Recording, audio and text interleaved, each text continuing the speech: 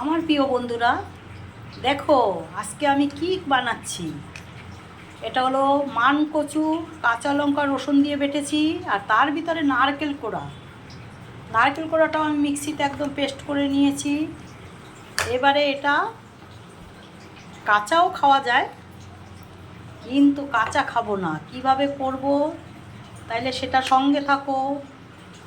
কিভাবে করছি পুরোটাই তোমাদের সঙ্গে শেয়ার করব। তাহলে দেখো, মানকচুর ভিতরে নারকেল কোড়া, কাঁচা লঙ্কা দিয়ে মানকচুটা বেটেছি, নারকেল কোড়াটাও বেটে নিয়েছি মিক্সিতে।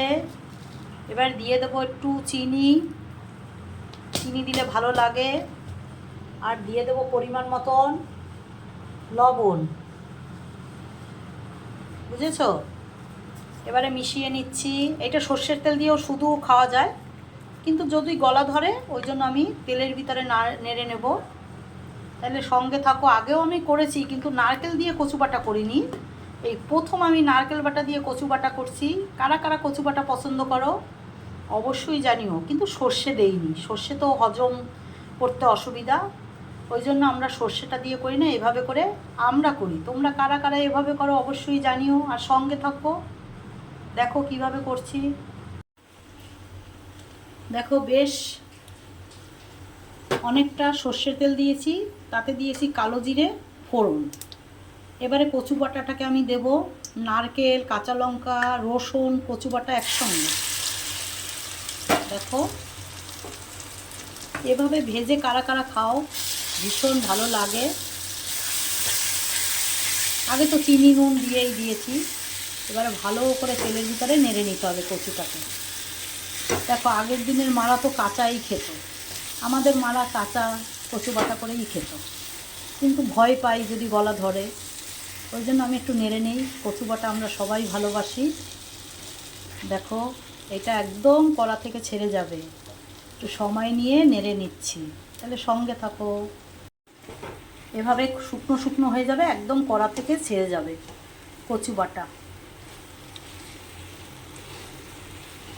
দেখো, আর একটু নাড়বো, একদম শক্ত হয়ে যাবে।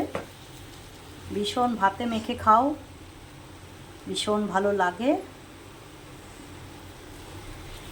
আরও একটু হবে, পুরো এইরকম কড়া থেকে একদম ছেড়ে যাবে। দেখতেই পাচ্ছ, সেটুকু সময় দিতে হবে আমাদের। দেখো, আমার কচু বাটা কিন্তু একদম কড়াই থেকে ছেড়ে গেছে। এবার কচু বাটাটা নামিয়ে দেবো। কারা কারা ভালোবাসো অবশ্যই জানিও কমেন্ট বক্সে, আর কেমন হয়েছে সেটাও জানিও, তাহলে ভালো লাগবে। আর পুরো ভিডিওটা দেখে কমেন্ট করো। নামিয়ে দেখাচ্ছি তোমাদের। দেখো, আমার মানকচু বেটে কড়াতে ভেজে রেডি। একটু কাঁচা লঙ্কা দিয়ে দিলাম, ঝাল তো আমি অনেক দিয়েছি, ঝালটা যার যার মতন। আর একটু সর্ষের তেল, ভীষণ এক থালা ভাত খেয়ে নেওয়া যাবে। তাহলে আমার কচু বাটাটা কেমন হলো বন্ধুরা অবশ্যই জানিও, অবশ্যই জানিও। তাহলে এখন এই পর্যন্ত। ভালো লাগলে আমার চ্যানেলটা সাবস্ক্রাইব করে দিও।